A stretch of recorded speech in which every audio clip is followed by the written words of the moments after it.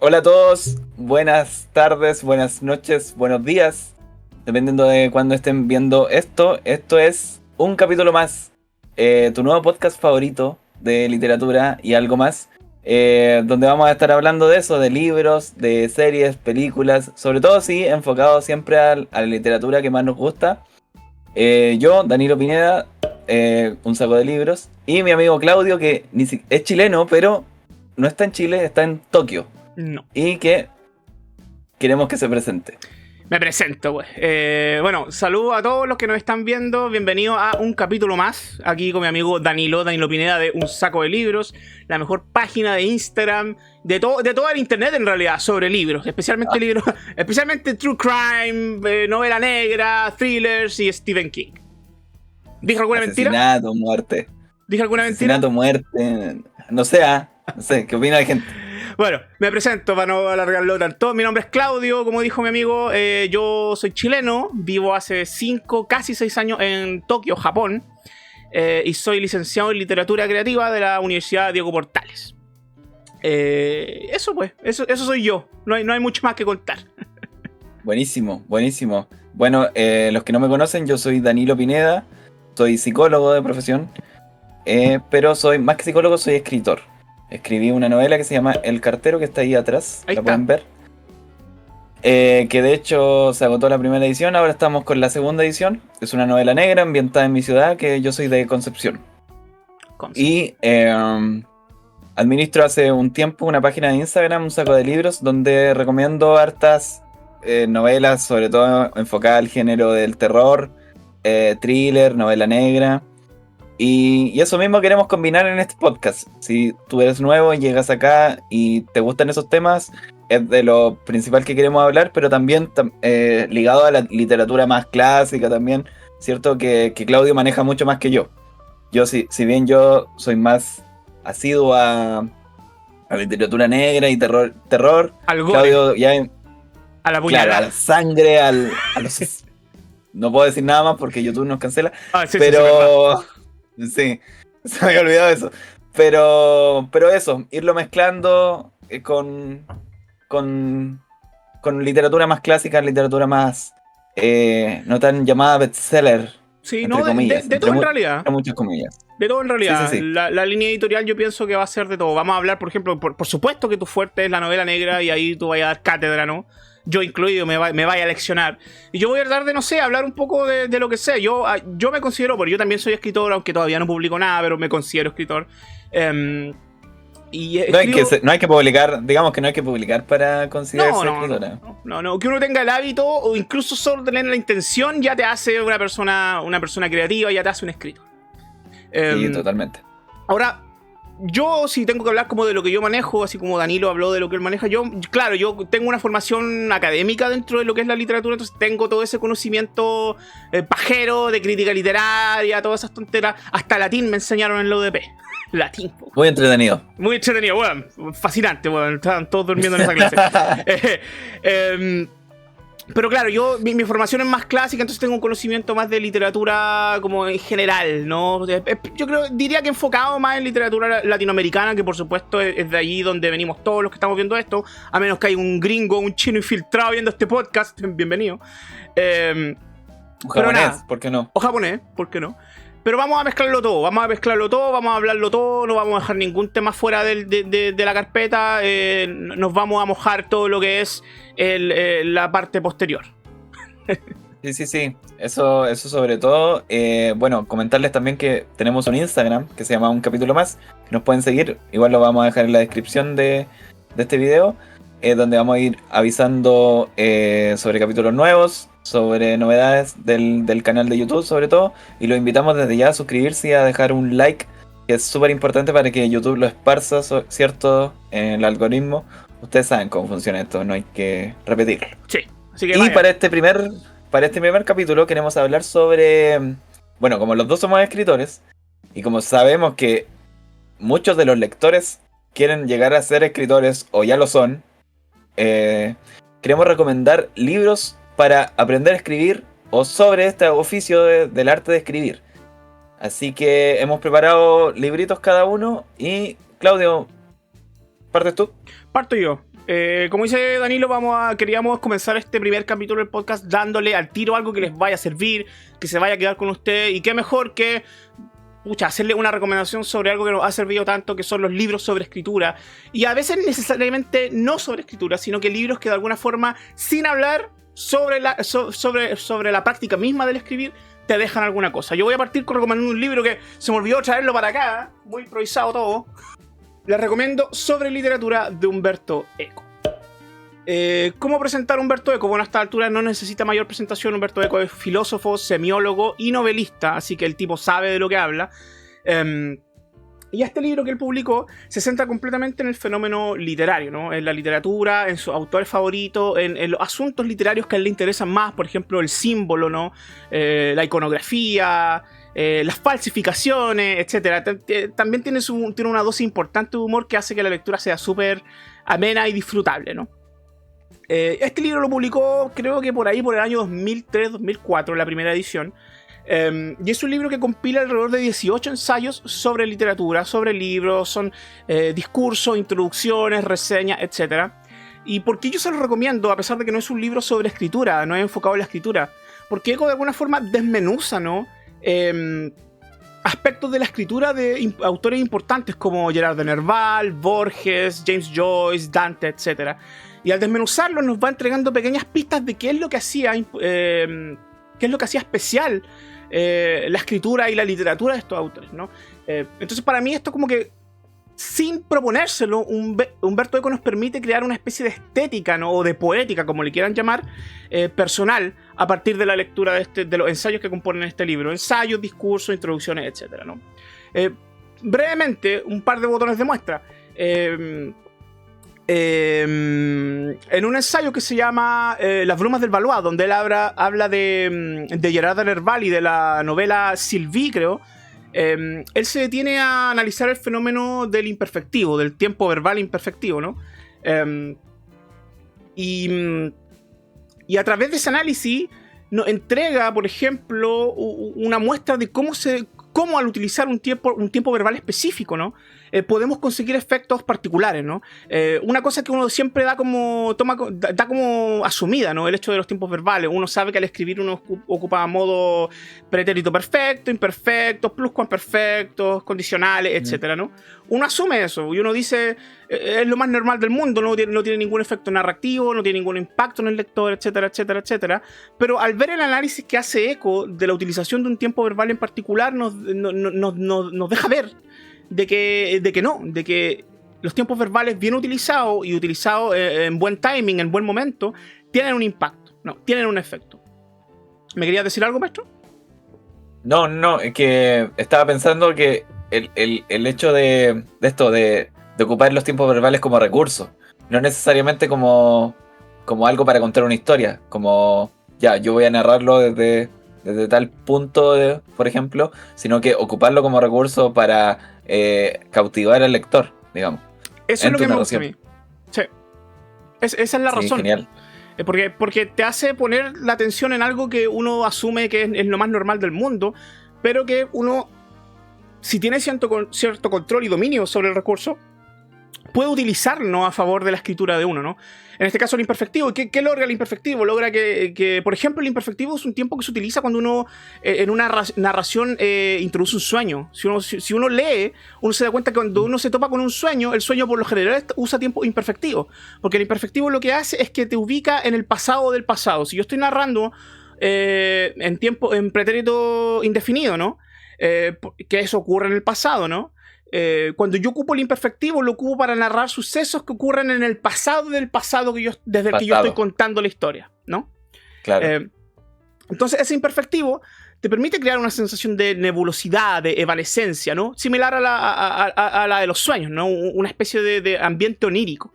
Y eso es lo que hace Nerval de forma tan efectiva, ¿no? Y bueno, de esa misma forma, ese mismo análisis formal que hace Umberto Eco de este ensayo, lo hace de otros autores. Por ejemplo, habla del carácter experimental de Borges y de Joyce, ¿no? De cómo Borges es experimental en cuanto a las ideas, mientras que Joyce es experimental en cuanto al lenguaje, ¿no? Y eso nos permite entender mejor las estructuras que estos autores utilizan, autores titanes como Joyce y como Borges, ¿no? También habla, hay un ensayo muy bonito que se llama, tiene un nombre en francés que no lo voy a pronunciar, donde él habla de los distintos tipos de descripciones, ¿no? Entonces, nada, esa es mi recomendación. Lean a Humberto Eco, es extraordinario, estos ensayos no tienen desperdicio. Además, él escribe en un tono, es muy divertido, tiene una erudición muy jocosa, socarrona. Entonces, lo van a pasar bien. Por supuesto que tiene algunos tramos en que se vuelve un poquito más pesado, donde hay citas en latín, en francés, pero nada,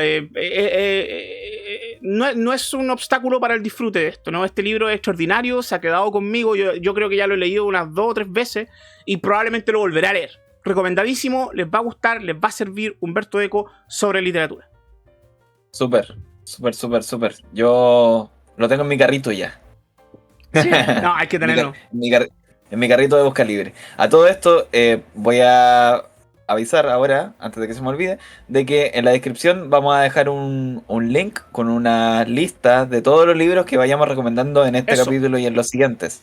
Para que, por a veces motivo, si no anotaron el nombre o cualquier cosa, van a estar todos los libros en una lista y para que los puedan comprar por Busca Libre. Sí, y con el descuento, ¿no? Sí.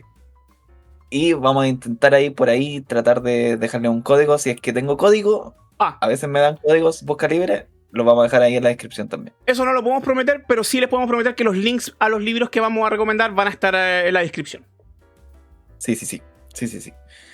Bueno, mi turno. Su turno, maestro, lo escuchamos. Y bueno, como este es el primer capítulo y como yo soy muy fan de Stephen King, ¿cierto? No puedo... Que mi primera recomendación no puede no ser del maestro Stephen King. Y si hablamos de un libro para escribir, es Mientras escribo. Aquí está, Mientras escribo, del maestro King. Este libro guapo ahí, Stephen King. Está claro, joven, no sé si guapo, nunca ha sido tan guapo. ¿Eh? Digamos que siempre ha aterrorizado a la gente de todas formas, sí, bueno. De cualquier forma posible. pero lo queremos. Sí. Me pegué. No se preocupe. Ahí volví. Yo lo tengo marcado, está lleno de post-its, porque este libro, bueno, yo lo he leído 3 veces. ¿Te gusta poco? 3 veces porque... Este es mi libro con el que yo me lo llevo a la cama todas las noches. Está debajo de la almohada. Es un librazo, de verdad. Mira, la primera parte es una especie de biografía de King, de que cuenta desde antes de ser famoso, de publicar solamente él publicaba cuentos en revistas Playboy que le pagaban súper poco, pero le alcanzaba para vivir, por mientras que era profe de literatura en un colegio en Maine. Publicar en Playboy. Publicaba en Playboy. Hasta la publicación de Carrie, que recibió mucho dinero, y ya después cuando publica El Resplandor, que ahí se hace millonario y escritor profesional, ¿cierto? Esa parte es como la vida de él, cómo lo hizo él. La segunda parte es la que yo considero más interesante porque ahí te enseña como los trucos que él tiene para escribir y lo que le ha funcionado a él. Que no quiere decir que le funcione a todo el mundo, pero claro, al menos yo lo he puesto en práctica y me ha funcionado de maravilla. Porque, no sé, yo soy de esas personas que como que ven un manual y lo sigue al pie de la letra a ver si me resulta. Y esto al menos me ha servido tanto que ya lo interioricé. ¿Qué te puedes encontrar aquí? Que por ejemplo, King dice que hay que leer todos los días. Un tip, sí, súper necesario. Que no, para salir, si sales de la casa, hay que llevar un libro sí o sí. Por cualquier rato muerto que puedas agarrar, vas a leer, no sé, 1 página, 2 páginas en una fila de un banco. Eso, super, lo mínimo que se le exige a una persona, leer todos los días. Claro. Es como, pues, si quieres ser escritor, o sea, tienes que leer, o sea, es imposible que no. Si quieres ser cineasta, tienes que ver un cine, es como, porque igual es sorprendente la gente que quiere escribir, pero no agarra libros, no lee libros. Sí, esa es una cosa muy cierta.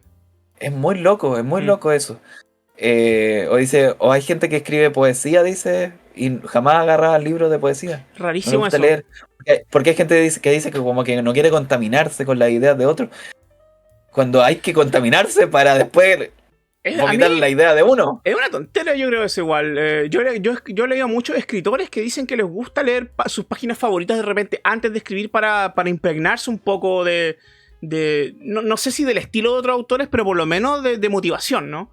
Sí, uno agarra carrera para lanzarse en lo de uno. Sí. Bueno, ¿qué más dice aquí? Muy importante, que por ejemplo, King habla de que él tiene una rutina diaria de escribir 2000 palabras por día. Y yo he puesto en práctica eso. King dice que se levanta muy temprano en la mañana y no se levanta de la silla hasta tener sus 2000 palabras diarias. 2000 Y palabras. a mí me ha funcionado súper bien eso. Yo soy como muy riguroso. Sé que hay gente que obviamente no le va a funcionar, pero él lo pone como ejemplo en el sentido de que si tú no puedes escribir 2000 palabras diarias, escribe 1000, escribe 500. Ponte tu propia meta, Pero escribe. pero con tal de que tengas que escribir todos los días, sobre todo si es una novela que tienes que escribir todos los días, porque si no él dice que los personajes se oxidan. Mm. Y así para que la novela funcione y se termine, porque muchas veces caemos en procrastinar, ¿cierto? Escribir un capítulo un lunes, dejar la novela ahí y escribir otro el viernes, dejarla ahí por 2 semanas, escribir miércoles, no, obligarse a escribir todos los días da lo mismo, 500 páginas diarias, o 500 palabras diarias, una página, Una novela diaria, weón. una página al día, no sé, media página al día, todos los días. Es un avance que ya no tenías antes. Sí. Entonces, como que en realidad lo que te enseña King aquí es como a usar la disciplina. También te enseña cómo utilizar los diálogos, las descripciones, los personajes. Te pone ejemplos con sus propias novelas. Habla también de cómo corregir con la puerta cerrada. Y después de que uno se lo muestra a alguien, que aquí lo llaman los lectores ideales, corregir con la puerta abierta, poniendo atención en lo que te dijeron, Uh-huh. pero tampoco haciendo caso totalmente a lo que te dicen los demás de tu obra. Sí, como tiene que ser, ¿no? Claro, porque si no te volverías loco. Así que no, este es un librazo, sobre todo yo lo recomendaría como a los principiantes. Ya. Y no principiantes y no tanto tampoco. Bueno, Ya. yo lo leí cuando yo no había escrito nada y puse en práctica eso y hasta el día de hoy lo sigo sosteniendo esto mismo. Lo que dice aquí es porque sirve tanto para principiantes como para envalentonarse, porque claro, la primera parte como te dice, mira, sí, yo no era nadie, me cagaba de hambre literalmente. Como le pasa a eh, muchos y, escritores. y mira lo que soy ahora, y así lo hice, después te dice, y así lo hice, así lo he ido haciendo todo este año. Entonces como que, ya pues, puedo hacerlo yo también. Digamos que nadie se va a transformar en un Stephen King. Ojalá Es todos imposible. pudiéramos ser Stephen King, pero. Sí. Pero sí te da las herramientas necesarias para sacar tu obra adelante, que es lo más importante, digamos. Brutal. O sea, usted lo recomienda 100% ese libro, maestro. A ojos cerrados. Ya. Yo tengo que reconocer de que ese libro es un libro que yo no he leído nunca completo. Sí leí fragmentos. Cuando yo estaba en la universidad me acuerdo que un profesor que tenía que era de... ¿cómo se llama? Taller de guión audiovisual. Nos hizo leer efectivamente fragmentos o partes de ese libro. Y es muy bueno. King tiene un estilo, sobre todo cuando escribe ensayo. Yo no he leído tantos... Mira, curioso, yo no he leído tanta literatura de King, sí he leído algunos de sus ensayos o fragmentos de sus ensayos. Ese en particular sobre escritura tiene un ensayo muy bueno sobre la literatura de horror o de terror que se llama Danza Macabra. Sí, lo tengo ahí. Está por ahí. Ahí atrás. Muy buen ensayo también. Pero sí. Ese libro yo recuerdo que tenía consejos extraordinarios sobre escritura, no solamente aspectos técnicos. Yo me acuerdo, hay dos cosas que se quedaron grabadas en mí de esa lectura breve, superficial que tuve de mientras escribo de Stephen King. Uno es la historia de cómo él tenía una banda de rock con otra escritora. Sí, que todavía la tiene, de hecho. Todavía la tiene. Amy Tan, de hecho, gran novelista norteamericana, amiga de Stephen King, y ella toca los teclados, creo, no me acuerdo, pero Amy Tan, gran escritora. Y otro... el de los Simpsons. Matt Groening. También. Está no sé si es él, pero hay el creador de los Simpsons o guionista de los Simpsons. Ah, ya puede ser. Matt Groening es el creador. Y otro, ya esto es más técnico, que yo me recuerdo mucho de haber leído mientras escribo, que yo tomé nota, es que él detesta la voz pasiva. corrígeme si me equivoco, la detesta y dice tienen que evitar la voz pasiva, ¿no? A los personajes no les pueden ocurrir cosas, los personajes tienen que acarrear la acción, tienen que ser motivos, ¿no? De movilización de la narrativa, ¿no? No puede ser que un personaje no haga nada o que los verbos recaigan en ellos y que ellos no sean los iniciadores de la acción del verbo, ¿no? ¿Te acordás tú de esa parte? No. Yo no me acuerdo tanto, pero él detesta la voz pasiva. No tranquilizar a los personajes, que los personajes siempre estén en apuro de algo, a no ser que ya sea el final. Siempre tiene que estar algo. Uno no puede decir así como entonces se relajó y durmió plácidamente. No, perjudicial. ¿Quién quiere leer eso? No, nadie. Uno quiere leer que el personaje está en aprieto, que tiene que resolver algo. Eso. Sea cual sea el conflicto. No, extraordinario. Recomendadísimo, entonces lo van a encontrar el link en la descripción. También en la lista de un capítulo más. Bacanazo. Voy yo con mi segunda recomendación. Démosle. Este libro yo lo recomiendo. El primero, ¿no? Es una colección de ensayos escrito por un filósofo. Yo no diría que es tanto como para novatos. Yo diría que esto es de un nivel más intermedio para arriba. Cualquiera lo puede leer, ¿no? No le tengan miedo al libro. Pero sí, yo diría que no es como para una persona que está recién comenzando a escribir. Este libro sí es para una persona que está comenzando a escribir. Se llama Recursos de estilo y juegos literarios de Silvia Adela Cohen. Ella es una tallerista que se ha dedicado por más de, 30 años a la enseñanza de la escritura, ¿no? Ella está radicada, creo que hace 25 en Barcelona, España. Y ella ha publicado una cantidad de libros en esta colección, en la editorial Alba. Impresionante, creo que son, ya deben ir como 8, 9, quizás 10. Yo tengo 3. Estoy clarito, tengo 3. Tengo 3. Tengo este y otros 2 de los que les voy a hablar quizás en un futuro no muy lejano. Están acá. Pero este en particular yo se los quería partir recomendando porque es un libro, primero que nada es una excelente introducción a ella misma, al método de Silvia Adela, al método de enseñanza literaria, porque nos muestra, ¿no? Es una muestra súper fidedigna de cómo son el resto de sus libros, pero además en qué radica la utilidad de este libro. Los recursos literarios, ¿no? Entiéndase metonimias, metáforas, hipérbole, hipérbaton, todas esas weas que suenan rimbombantes y que mucha gente les tiene terror, ¿no? Porque no es fácil, ¿no? Yo entiendo que cuando uno está empezando a escribir, de repente... A mí me pasaba mucho, me enfrentaba ante la situación de tener que utilizar un recurso de estilo para embellecer o hacer que una descripción o que un diálogo fuese más... que tuviese un mayor impacto estético en el lector, ¿no? Claro. Pero yo me llenaba de dudas, decía, bueno, pero ¿cómo, cachai? ¿Cómo creo una metáfora? ¿Cuáles son los mecanismos de la metáfora, de la metonimia, del hipérbole, etcétera, etcétera, etcétera? Bueno, lo que ella hace en este libro es decir, ella hace un repaso por cada uno de estos recursos de estilo y te lo explica. ¿Cómo te lo explica? Primero, voy a tratar de abrir un par de páginas. ¿Dónde está la metáfora acá? La metáfora que toda la gente le tiene tanto terror. Bueno, no tanto, pero... ya. Por ejemplo... Ella aquí habla de la metáfora y la introduce, ¿no? Primero hace una descripción de una definición de diccionario que está súper bien, pero que es un problema generalizado en algunos manuales que yo he visto, que te hacen una descripción de un fenómeno, pero no lo muestran, no lo explican, ¿no? Y de repente solamente leer una descripción no te enseña nada. Lo que hace ella es que te define lo que es la metáfora y luego ya pone distintos tipos de metáfora, distintos ejemplos tomados de distintos autores. Por ejemplo...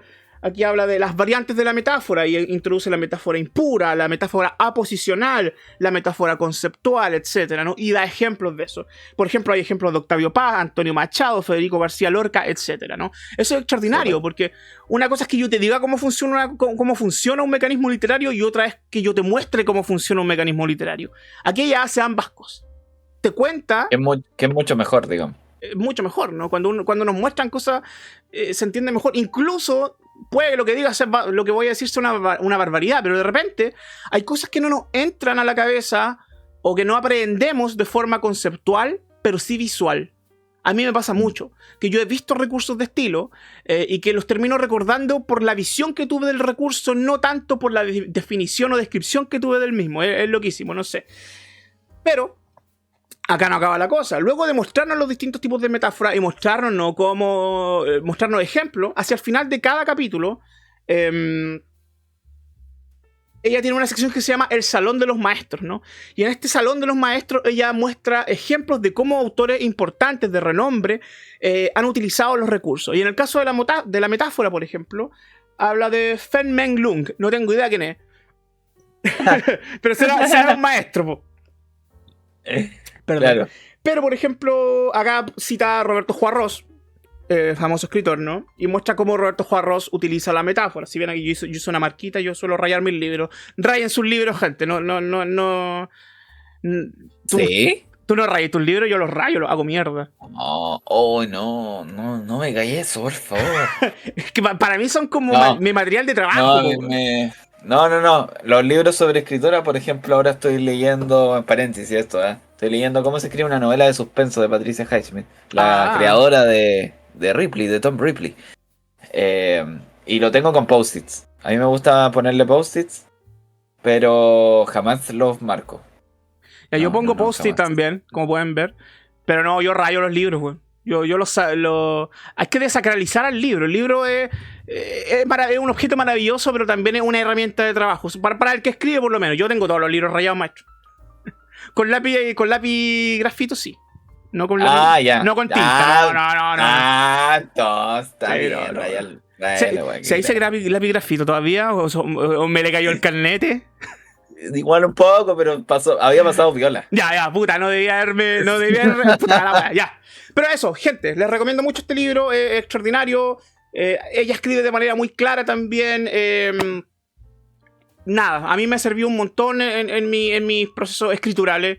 Me ayudó a comprender mucho mejor cómo funcionan las metáforas. Además hay perlitas hay citas que son reales perlas, ¿no? de conocimiento literario acá.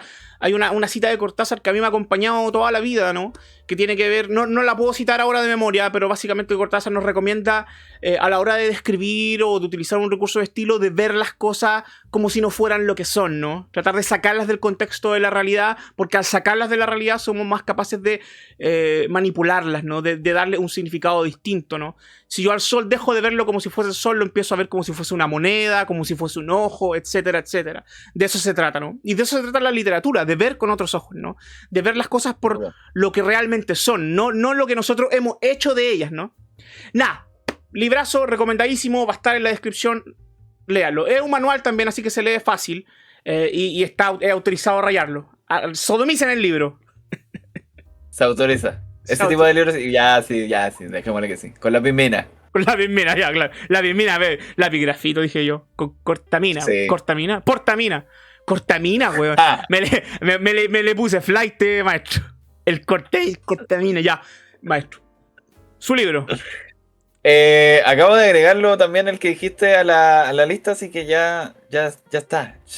Maravilloso. Lo pueden estar viendo mientras están escuchando esto. Miren, así como me ha servido a mí, como le puede servir a un escritor novato, también aquí a Maestro Danilo, que ya ha publicado una novela, le pueden servir. A todos les pueden servir. Estos libros son para todos. Intermedios, profesionales, personas que están recién comenzando, etcétera, ¿no?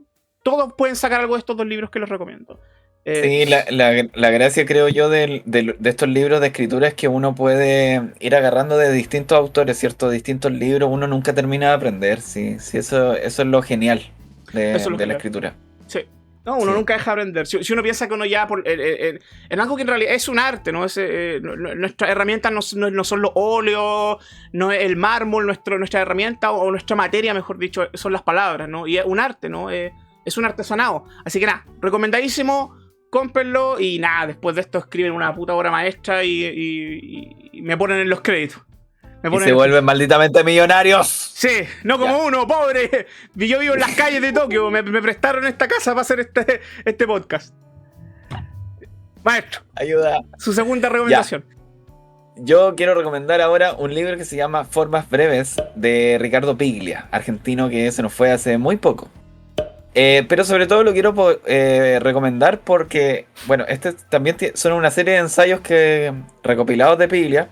Pero hay uno que se llama Tesis sobre el cuento, donde él, bueno, ahí cuenta, se tira la frase que es revolucionaria, no tanto, pero que sí que te hace ver el cuento de una forma como realmente es, que dice que un cuento siempre cuenta dos historias.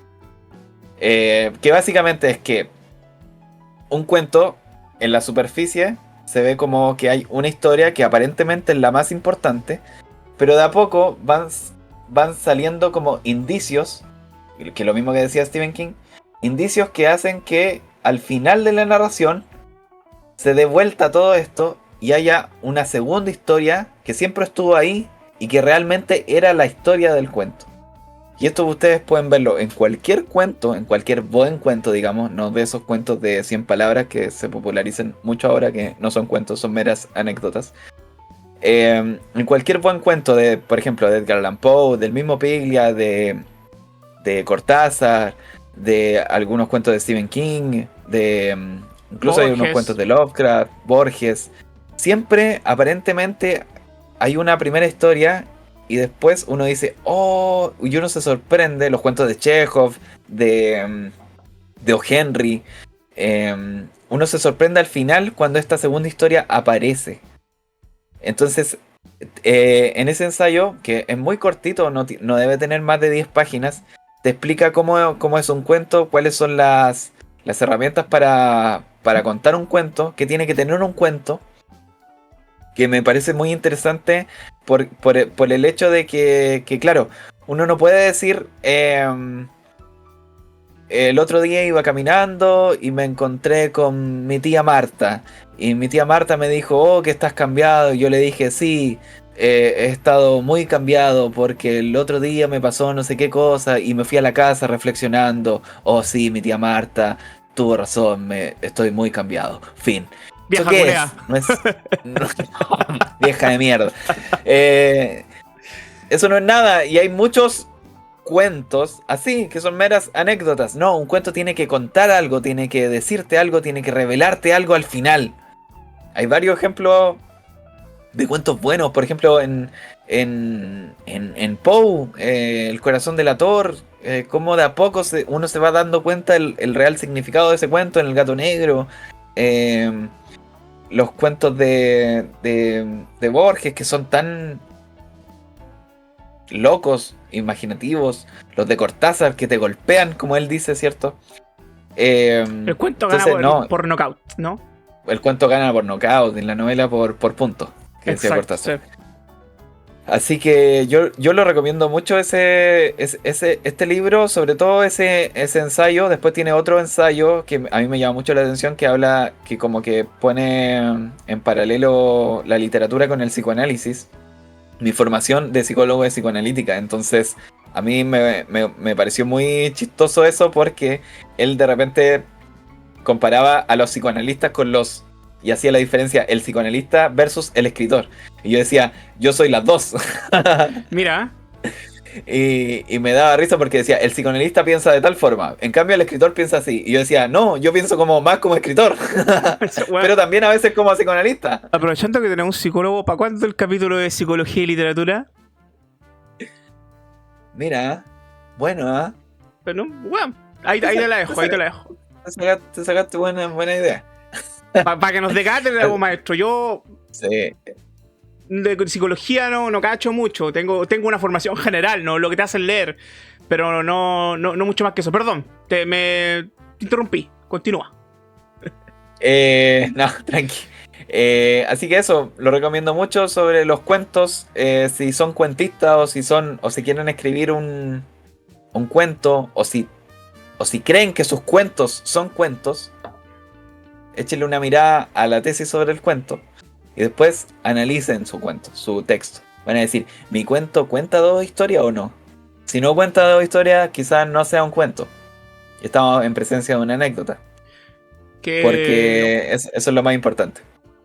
Y a todo esto paso el dato de que yo voy a estar dando un taller de cuentos en abril. La primera clase es el 7 de abril, el lunes 7 de abril, y durante todos los lunes de abril. Ya no queda nada, que se pueden inscribir. Sí, en un mes empezamos. Queda poquito. Esto estará viendo la luz este 9 de marzo, ¿cierto? Sí. Más o menos, sí, 9 de marzo. Así que queda muy poco. Son poquitos cupos, así que apúrense. Me hablan al DM o al podcast, no sé, pueden comentar aquí. cualquier cosa, y ahí vamos a estar analizando este mismo texto del que hablo y otros textos para potenciar sus cuentos. Les vamos a dejar toda la información acá abajo. Por supuesto, yo voy a poner las imágenes de la página de Instagram de Danilo para que vayan para allá. Por supuesto, síganlo. Él sube contenido a diario sobre literatura, especialmente novela negra, thrillers y cosas por el estilo. Así que vayan a seguirlo. Súper, sí, ¿no? Y también que sigan el Instagram del podcast, que es lo más importante para que suba esto y sea entretenido. Que básicamente lo que queremos con este podcast igual es como generar una especie de comunidad, que los capítulos vayan comentando qué les gustaría ver, qué les gustaría, qué temas podemos tocar, y que lo vayamos armando entre todos. También queremos tener invitados, y que sea no una charla académica, porque siempre se ve como que cuando uno habla de literatura es como si fuese para un grupo selecto, digamos. No queremos eso, queremos que la sea literatura una charla nunca ha muy sido... distendida.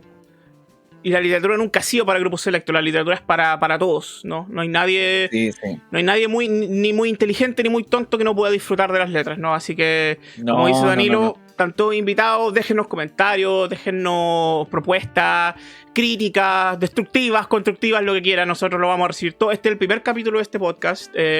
Errores se van a cometer, por supuesto, pero vamos a seguir, nadie nos detiene, vamos a seguir hablando de libros, recomendándoles cosas, hablando de distintos temas, así que nada.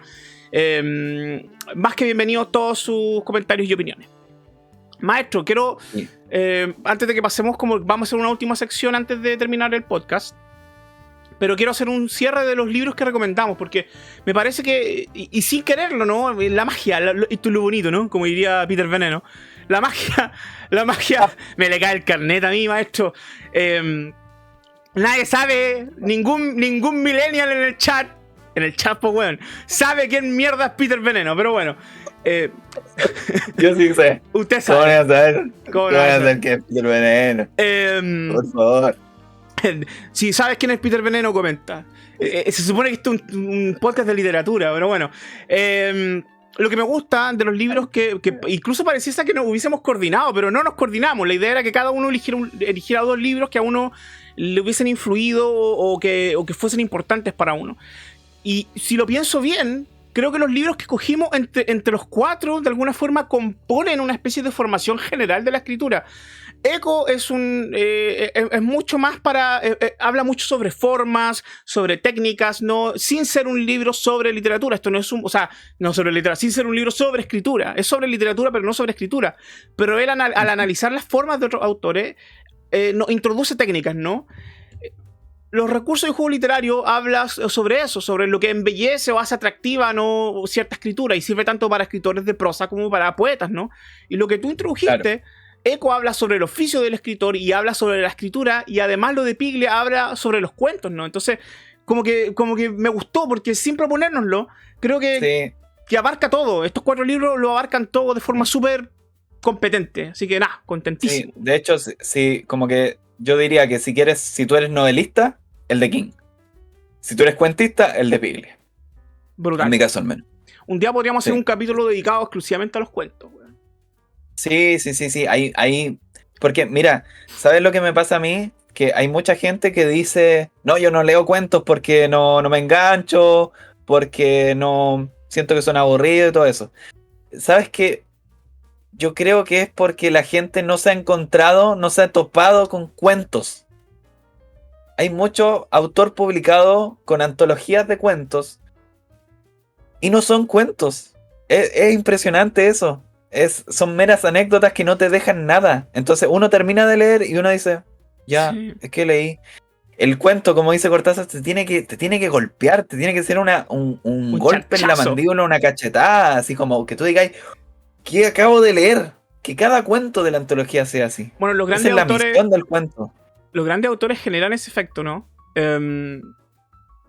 Yo pienso, si uno hace un resumen, como los grandes cuentistas, ¿no?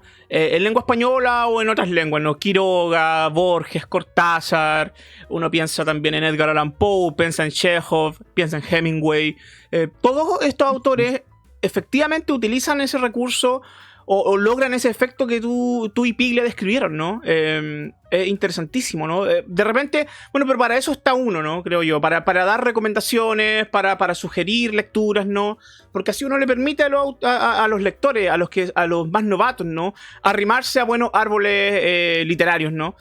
Porque claro, dentro de la vorágine o dentro del caos, ¿no? De la literatura hay una cantidad de libros que es imposible no perderse a veces, pero uno, cáchenle, súper humildemente, uno es la luz, weón, en la oscuridad, y uno les dice, cabro, weón, lean esto. Si les gusta determinado estilo, determinado autor, lean más a este autor o lean a estos otros autores que siguen corrientes similares.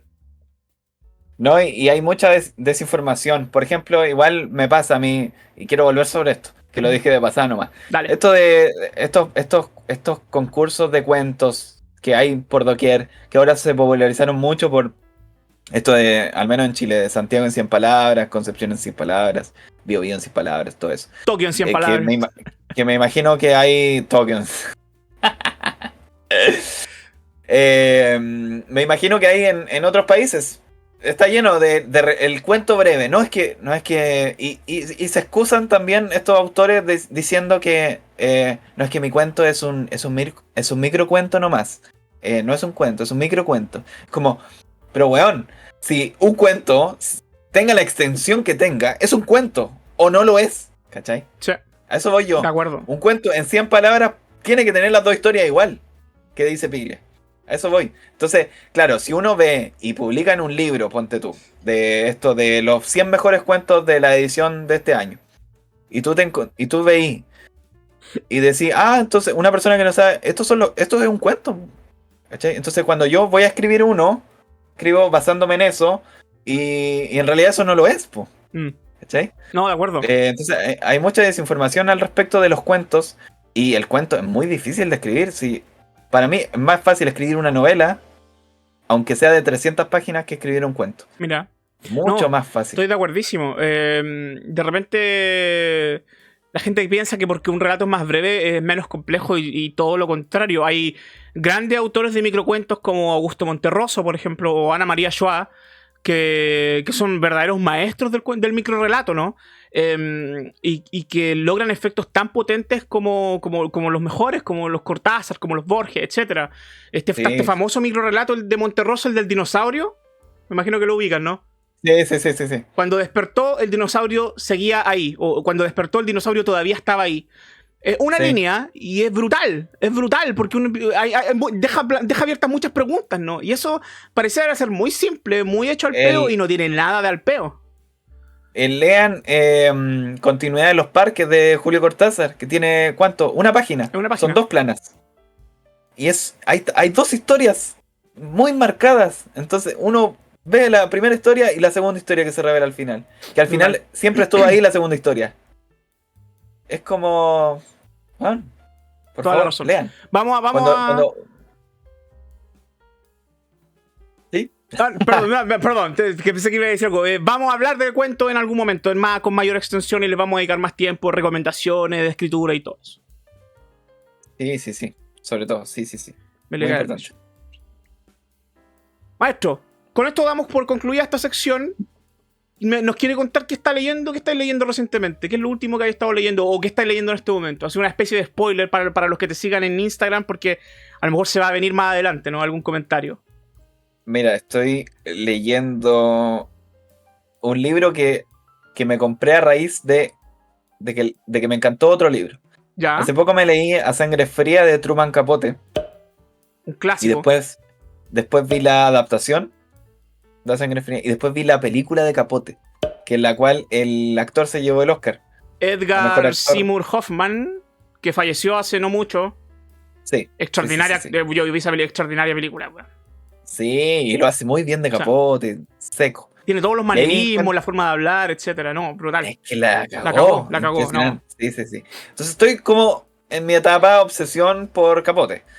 Entonces, ¿qué hice? Me compré este libro.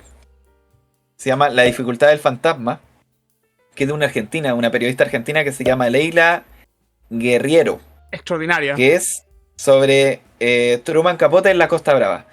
La Costa Brava es un pequeño pueblito en España, donde Truman Capote fue a escribir A Sangre Fría. Ah, mira, lo escribió en España. Entonces, sí.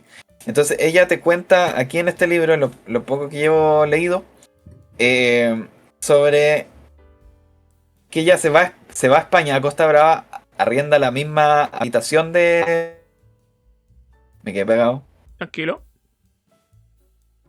Ella se va a España, arrienda la misma habitación en la cual pasó Capote para escribir a Sangre Fría, y va recorriendo los lugares, así como donde se tomó un café, donde Qué bacán. se pidió un martini, donde pasó por aquí a comprarse un chocolate, bla, bla, bla, bla, bla. Al tiempo de que te va contando, que yo, de hecho lo puedo ligar a... Lo recomendaría sobre todo a los escritores. Hayan o no leído a Sangre Fría, porque aquí hay una frase que marqué con post-it que dice que bueno, para mí representa todo lo que un escritor es.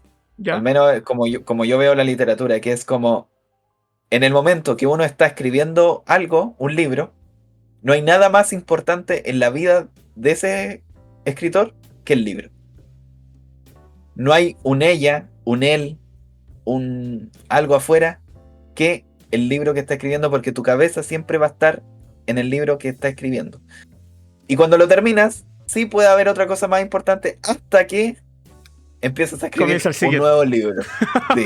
Brutal. Y yo lo encontré que eso es como yo dije, weón, alguien definió lo que yo siento cuando yo escribo, la obsesión que yo tengo cuando escribo, y tan claro, así como, weón, pusiste en palabras lo que siempre he sentido. Ella lo extrapola a cómo Capote pasó años en Costa Brava hasta no terminar el libro, porque recordemos que Capote no podía terminar el libro solamente porque los tipos no los condenaban a muerte, o sea, estaban condenados a muerte y no los ejecutaban. Entonces él no podía darle un final a su historia y estaba preso del libro. Eso yo no lo sabía. Él estaba esperando que ellos fueran ejecutados para concluir el libro. Solamente le faltaba el final. Y ese iba a ser su final, ese es el final que él tenía pensado. Sí. Mira, no tenía idea. Que habían muerto a tal hora y todo el show. Estaba... bueno, el libro obsesión, porque él sabía que iba a ser una obra de arte. Lo fue, pero aquí, al menos en las primeras páginas, dice que el libro igual se llevó algo de él. Se llevó algo de Capote. Que nunca fue lo mismo. Me imagino uno deja parte de uno en las cosas que escribe, ¿no? Sí, y sobre todo en un libro tan... Digamos que en las ficciones es distinto. Como fue un hecho real, bueno, yo creo que le pegó más por ese lado. O sea, la experiencia de haberse entrevistado con los criminales, la experiencia de haber tenido que ahondar tanto en lo personal, psicológicamente, en una cuestión tan cruenta y tan horrible, porque los asesinatos fueron bien cruentos, ¿no? Debe haber sido muy crueles. Emocionalmente extenuante, ¿no? Sí, y sobre todo, por ejemplo, él que se hizo amigo sobre todo de Perry Smith, que fue el que disparó a los 5 miembros de la familia Clover. Pero se hizo amigo por conveniencia, digamos, porque quería sacar información para el libro y lo logró. Pero ¿a costa de qué? ¿De qué? Brutal. De nuevo, la obsesión por el libro, porque no había nada más importante que el libro. Bueno, se llega a esos extremos, brutal. Sí, no, a mí, yo creo que ha sido, o sea, leer a Sangre Fría y después ha sido la mejor decisión que he tomado.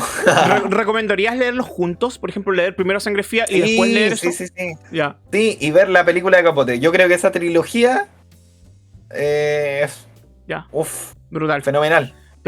Yo personalmente voy a seguir tu indicación porque es un libro que he querido volver a leer. Yo lo leí en la universidad a Sangre Fría. Lo leí porque era parte del currículum, porque es inevitable, ¿no? A Sangre Fría, uno de los grandes ejemplos de mixtura entre literatura y periodismo, ¿no? Sí, una mezcla de géneros. Probablemente la mejor representación de esa mezcla que existe dentro del mundo de las letras.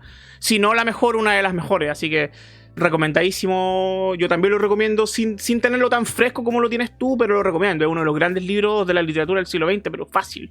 ¿Qué más se puede decir? No, librazo. Y este siento yo que es el complemento perfecto. Y este libro es nuevo, salió el año pasado, el 2024. Ya. No tiene ni un año. ¿Qué Ni siquiera editorial? un año tiene. Es de anagrama. De estos de compactos de anagrama es súper chiquitito. Perfecto. Sí, es muy chiquitito. La palma de la mano. Brutal. Sí. Yo que estoy leyendo. Yo estoy leyendo poesía. Voy a hablar de un libro de poesía que le viene con anécdota.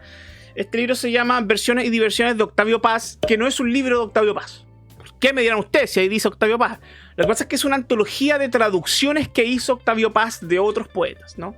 Entonces aquí vienen, por ejemplo, poemas de Fernando Pessoa, poemas de, qué sé yo, de poetas suecos, vienen poemas de poesía oriental, tanto de la India, China y Japón, ¿no? Vienen poemas de autores franceses, Apollinaire, Gerard de Nerval, vienen Paul Eluard, mi francés extraordinario. También de autores en inglés, ¿no? William Carlos Williams, Mark Strand, Robert Frost, creo, etc. Y nada, la experiencia de leer poesía traducida por Paz es extraordinario. Paz era un poeta como poco hay en lengua española, o como poco hubo, porque falleció en el año 98. Así que es un verdadero privilegio poder leer a poetas traducidos por Paz.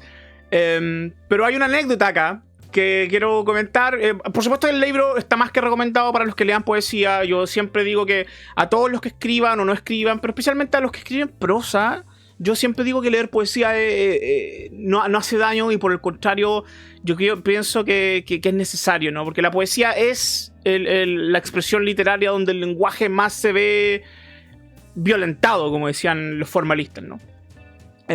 Y sin pasar por la experiencia de la lectura poética, yo creo que es difícil llegar a alcanzar cierto virtuosismo técnico a la hora de poder narrar, ¿no? Porque la poesía te educa en el manejo del lenguaje. Así que, más allá de que esto no tiene que ver con la escritura, yo lo recomiendo mucho en general leer poesía porque, bueno, es necesario, ¿no? Yo leo poesía, viene de mi formación académica, viene también por gustos personales, ¿no? Y nada, sobre todo los buenos poetas siempre te dejan algo. Y que hay una anécdota que me llamó la atención. Como sabrán ustedes, bueno, yo no lo he contado, se lo he contado aquí a Danilo en otras instancias, pero no lo he contado acá en el podcast. Bueno, en el primer capítulo no he contado nada. Que mi autor favorito, mi autor de cabecera, o por lo menos el autor al que yo más vuelvo siempre, Jorge Luis Borges. Para mí Borges es lo más extraordinario que hay en el mundo. A mí nadie me toca a Borges. Puede haber sido ciego, facho, feo, pero no mal escritor. Sí. Digamos que ahí separamos la obra del autor. Sí, lo separamos. Bueno, tampoco era un criminal. No es Neil Gaiman. No era Neil Gaiman. Oh, por favor, no. Temazo. No, Borges, podríamos tocar eso, tenemos que hablar un día sobre la separación autor y obra. Sí, podríamos tocar a Neil Gaiman como él tocaba otras cosas. Se puso oscuro el podcast, weón. Ya. Bueno, para mí Borges es lo más extraordinario del mundo. De hecho, yo tengo al frente mío una especie de panel donde pongo mis notas de escritura, estructura, weas técnicas. Y tengo dos fotos. Una foto de mi vieja y una foto de Borges, weón. O sea, de tu padre. De mi padre, claro. De mi verdadero padre. Te quiero mucho, papá.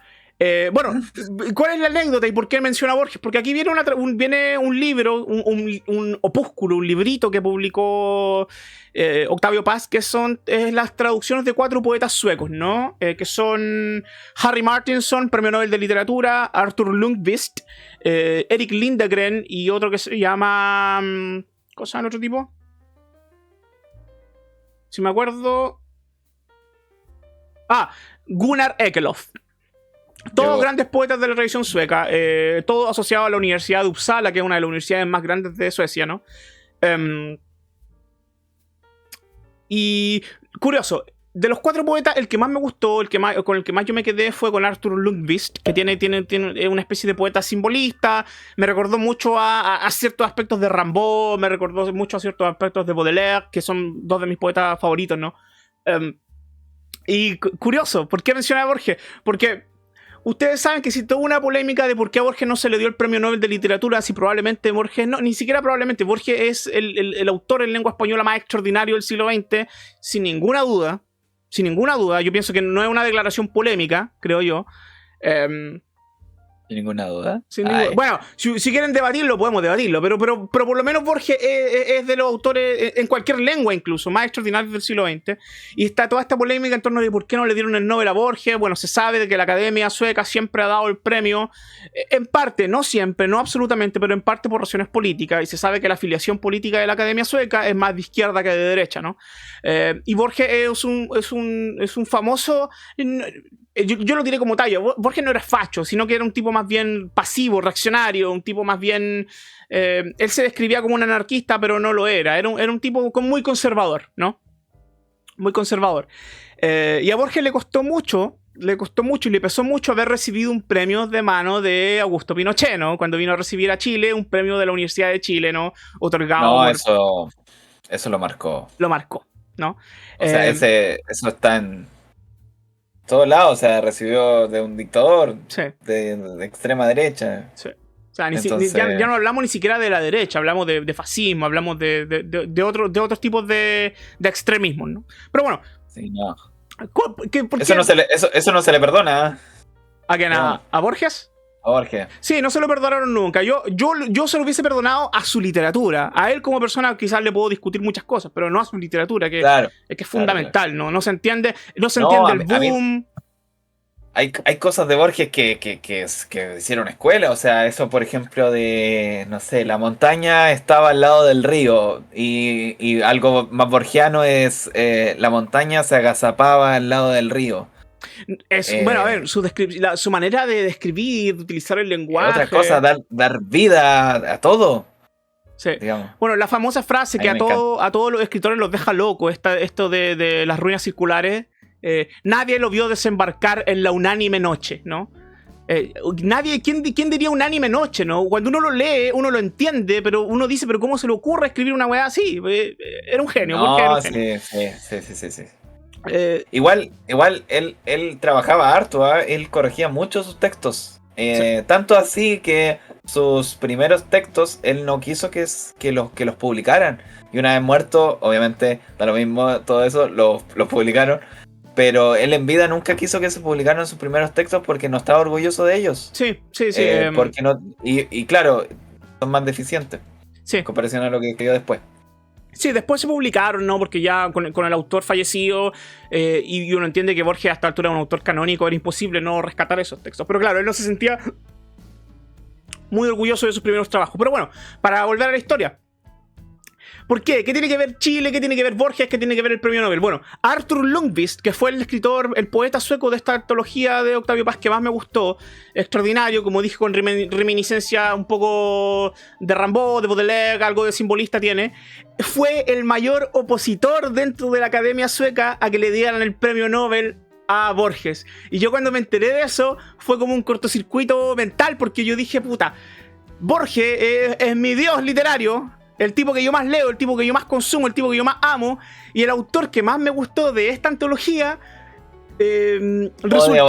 resultó ser el tipo que probablemente se encargó de que a Borges no le dieran el premio Nobel de Literatura, porque él pertenecía a la Academia Sueca en ese momento y abogó porque no se lo dieran a Borges y a otros autores más bien reaccionarios y conservadores, ¿no? Así que nada, pequeña anécdota, pero nada. Aunque Lundqvist, me cuesta pronunciar estos nombres suecos, aunque Lundqvist haya odiado a Borges, yo no puedo decir nada malo sobre su poesía extraordinaria. Aquí solo viene una muestrita, creo que son 5 o 6 poemas, pero son extraordinarios. Se lo recomendaría mucho si yo supiese que a Lundqvist se la ha publicado en español, pero por lo que he investigado solamente he encontrado 2 o 3 libros y de difícil acceso. Pero si pueden encontrar esta antología de Octavio Paz, que es una antología de traducciones de Octavio Paz, se las recomiendo mucho. Como les dije, lean poesía. Leer poesía solamente te puede hacer mejor escritor, porque te va a dar un dominio del lenguaje, un conocimiento del lenguaje, una noción plástica del lenguaje que no te va a dar si tú lees solamente prosa. La poesía es la... No creo que suene polémica, esto no es una comparación entre prosa y verso, ¿no? Pero la poesía es la forma más alta, artísticamente hablando, del lenguaje, es la expresión más alta del lenguaje. Entonces... consumir eso no puede entorpecer tu escritura, solamente puede hacerla mejor. Y brevemente, para terminar no, ni siquiera una recomendación, es lo que estoy leyendo. Miren, voy en la página... Estoy por terminar. Voy ahí. Empecé a leer un libro. Hoy se va, yo creo, de hecho, creo que hoy se va. Empecé a leer un libro que a lo mejor tú leíste porque se supone que es novela negra. Pero es una novela negra donde el protagonista es un cazador de libros, ¿no? Y es un autor que yo era muy reacio a leer porque no es por el novismo ni nada, pero es un tipo que no tiene muy buena reputación dentro del círculo de autores más serios, ¿no? Roberto Bolaño lo aborrecía. Y yo a Roberto Bolaño, un tipo al que respeto mucho y respeto mucho su opinión. A ver, Roberto Bolaño es él o uno de los grandes novelistas de lengua hispana de los últimos 40 o 50 años. Fácil. Los Detectives Salvajes, 2666, fácil, 2 de las mejores novelas que se han escrito los últimos 100 años, fácil. Pero bueno, a pesar de que Bolaño lo odiaba, y a pesar de que es un escritor más bien comercial, diría yo, es un escritor competente, yo lo definiría como competente. Y lo estoy leyendo para ver si es tan charcha como Bolaño decía, o a lo mejor no es tan charcha. Arturo Pérez Reverte, El Club Dumas. O sea, ¿de verdad Bolaño decía eso de Reverte? Bueno, lo odiaba. ¿Sabes que no tenía idea de eso? Qué buena. Sí. No, a mí, ¿sabes que Reverte a mí me encanta? Yeah. Yo veo muchas de sus entrevistas, me encanta cuando habla sobre literatura, de libros, escribe novela negra, escribe novela histórica, aventura. porque él era corresponsal de guerra, ¿cierto? Él vivió, casi lo matan muchas veces. Sí, en América, creo que en África. Sí. Así que no, yo he leído solamente una novela de... ¿Cuál? El Capitán la Triste. Que se llama El Problema Final. Sherlock Holmes. Sí, que es una novela como tipo Sherlock Holmes. Es una novela problema. Y es de las más recientes, creo. Sí, se publicó hace 2 años, creo. Bueno, esta es una de sus novelas más conocidas, ¿no? El Club Dumas. Que fue adaptada por Roman Polanski en una película que se llama La Novena Puerta, con Johnny Depp. Por Polanski, mira. Por Polanski. Otro tipo polémico. El novio de Sharon Tate, sí, que mató a la familia Manson. Tal cual, la familia. Así que nada, lo estoy leyendo, voy en el capítulo 3. Es un escritor competente, hay ciertas cosas que me molestan, pero como como todos los autores, incluso los grandes autores, uno los lee y hay cosas que de repente uno dice, yo podría haberlo hecho mejor.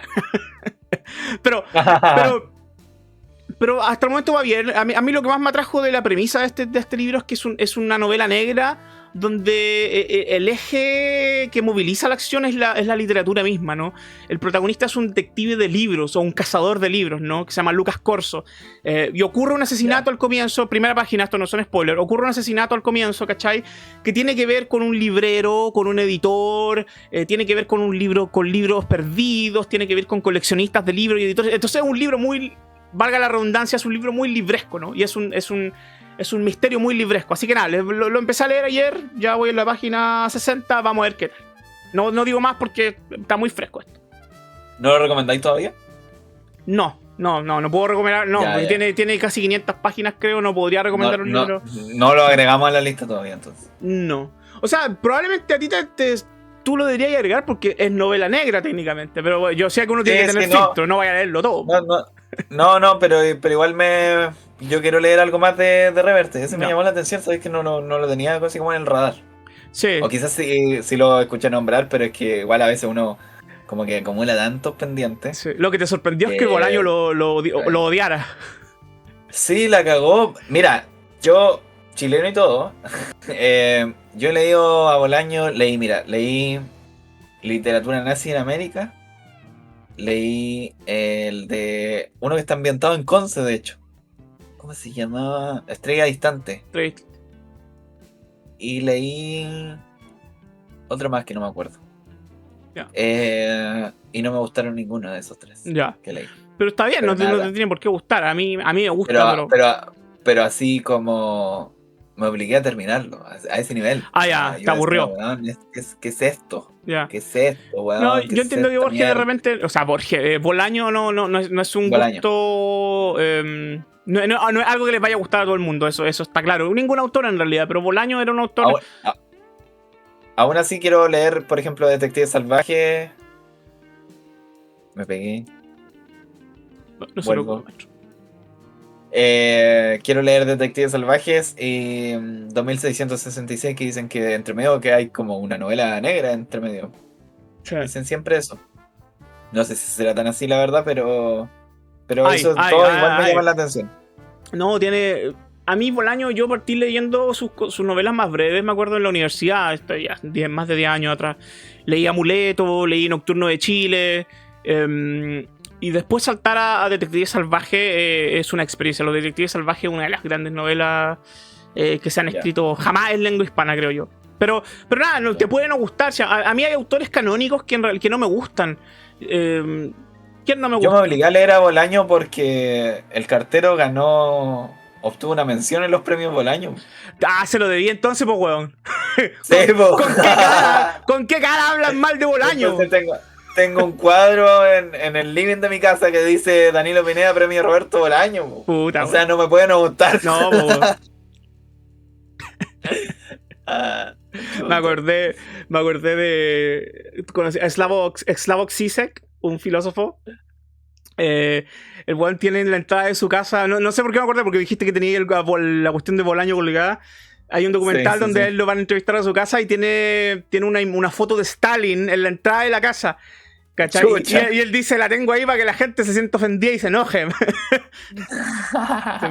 imagino llegar a tu casa, weón, viendo ahí la mención del Bolaño. No, pero Bolaño... Sí, imagínate a mí me gustara Bolaño harto. Juan, yo vería con otros ojos ese cuadro. Sí. ¿Cachai? Entonces a ti la opinión que tiene Bolaño de Reverte te vale nada. Bueno, en realidad a todos les debe valer nada. A mí me valió nada, por algo lo estoy leyendo, pero... A mí el problema final me gustó, pero yo sentí que, claro, era como un capricho que se dio él. De escribir una novela tipo Sherlock Holmes. Quiero leer algo de él. Me gustaría leer algo de Reverte de él, que haya sido así como idea de él. Si tu idea me es seguir imagino leyéndolo... que Club Domas... Tengo otro que se llama El Italiano. No había escuchado ni en Pelea de Perro, compañero. Igual es nuevo. Es que Reverte es como King, publica uno al año. Sí, es un escritor profesional. Eso es una de las cosas que le recriminan. No solamente Bolaño lo odiaba, eran otros autores. Alan Pauls, escritor argentino, también lo odia. Dice que es la imagen perfecta del escritor profesional y que por eso les cae mal, ¿no? Bueno, esto es como lo que se le critica a King, ¿cierto? Que es como, weón, te escriben las novelas. No podéis sacar un libro por año, sobre todo de 900 páginas. Es como, ya, pero es que King no hace otra cosa que escribir, ¿cachai? Sí, pues a tiempo completo la escritura, no es académico, no... Escribe nomás. Siempre se cuenta eso de que King cuando, por ejemplo, él escribe siempre todas las mañanas, a las 7 de la mañana ya está escribiendo. Y que si, no sé, si a las 8 de la mañana anda rondando por la casa, la esposa lo queda mirando así como, ¿y tú qué estás haciendo aquí? ¿Andas de escribir? Algo está pasando que este weón está encerrado. Así como, weón, ¿qué estás haciendo aquí? Así me gustaría hacer a mí. Bueno, yo estoy a tiempo completo en la escritura acá en Japón. Súper, sí. súper. Oye. Bien. Me parece que... Uy, le pegué un charchazo al micrófono. ¿Te parece que lo dejemos hasta acá? ¿Que empecemos a cerrar el capítulo? Sí, súper bien. Estuvo súper bien. Súper bien. Me gustó porque, a ver, les presentamos estos libros, hablamos también relajadamente sobre otros temas. Yo pienso que eso es lo que se deberían esperar de este podcast y además... nada, también tengan en cuenta que este es el primer capítulo, vamos a ir depurando cosas, vamos a ir mejorando, qué sé yo, nuestra manera de narrar, de contar, de presentarnos frente a la cámara. Hay mucho margen de mejora, así que les pedimos sus comentarios, recomendaciones, insultos, lo que sea, déjenlo en la caja de comentarios, los vamos a leer. Y nada, comenten, lo que sea, pero comenten. También, de cualquier cosa que hayamos dicho ahora, cualquier comentario del libro, autores, ideas, etcétera, también nosotros queremos que se genere esa conversación y esa discusión, así que si tienen alguna opinión que compartir, qué sé yo, sobre los libros que recomendamos, sobre Borges, sobre Stephen King, sobre Reverte, sobre Bolaño, sobre lo que sea, déjenlo acá abajo y nada, yo y Daniel les vamos a estar respondiendo, por supuesto, y nada, quedan más que invitados al próximo capítulo. Nuestra idea es publicar esto todos los domingos para que ahí los domingos, que por lo general son aburridos, charcha, uno no hace mucho, ustedes pescan su café, su Coca-Cola, su Báltica, lo que sea, y se sienten a ver el podcast, como unos verdaderos campeones, ¿sí o no? Sí, o lo pueden poner de fondo, si tampoco es como que tengan que verlo. Si en los podcasts la gracia es que se pueden escuchar nomás. Sí. Lo otro es que siempre vamos a estar trayendo temas nuevos. Que si ustedes proponen un tema que quieren que lo podamos desarrollar aquí con Claudio, lo vamos a hacer también. Y que comenten. Bueno, de hecho, si llegaron acá, comenten así como, no sé, emoticones de libritos. Eso. Sí, vamos a ver que ustedes fueron, que llegaron hasta este punto. Si llegaron hasta este momento, pongan unos libritos abajo. Ahí vamos a hacer el tiro que son los de ningún librito en los comentarios. Ni un libro, ni un comentario. Sí, pero la idea es que esto lo vayamos haciendo entre todos, que sea entretenido. Y claro, cada domingo va a haber un capítulo nuevo de un capítulo más. Que es esta es la primera temporada. Esta es la primera temporada, sí. Esperen más, ¿no? No se va a cancelar esto, ¿ah? No somos como Mindhunter, que hacen 2 temporadas extraordinarias y después estamos sufriéndolo. Lo menciono porque vi ayer tu post en Instagram. Y te iba a preguntar, el libro, ¿eh? ¿Qué tal ese libro? ¿Ese libro habla de los casos que hablan en Mindhunter o habla de la serie? Ya, para cerrar, bueno, estábamos cerrando esto. De los casos. Es como la serie. Sí, es como la serie. Y como aquí está la tercera temporada que nunca se hizo también. Que hablan de BTK. De cómo atraparon a BTK. Que es el asesino serial de atar, torturar y matar. BTK. Que fue un asesino serial. Family friendly. Que no lo atraparon casi nunca. ¿Te acuerdas de Mindhunter que siempre mostraban a un tipo como en una furgoneta con bigote y lentes?